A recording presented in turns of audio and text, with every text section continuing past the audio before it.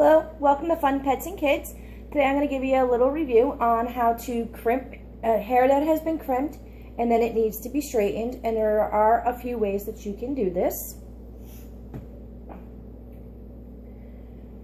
First and foremost, we're going to use a flat iron spray, which is so that you don't burn the hair in the process. Okay, and we're just going to spritz it just like that. Go ahead and comb it through, just as so.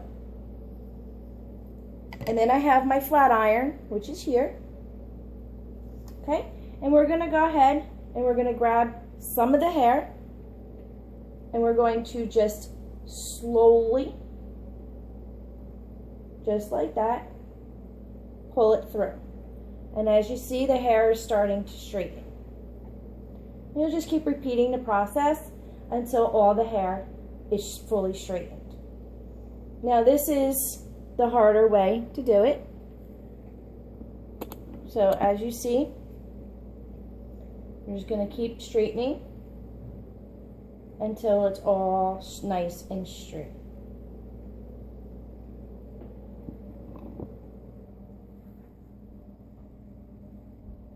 Okay. We're just going to keep on going until it's straightened out. The other way that you can go ahead and do this is with water.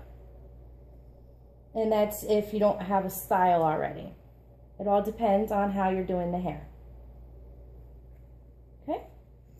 And the way I would do it is I would get a cup full of water or a spritz bottle and a hairbrush. Dip it in and then just pull it through. Now, that's if you crimped hair. If you didn't crimp hair and you have naturally curly hair, I would recommend using the flat iron to pull it through and straighten it out. But, I mean, the flat iron is just as well. I use it on my hair because I have very wavy hair, and it actually straightens it out quite nicely.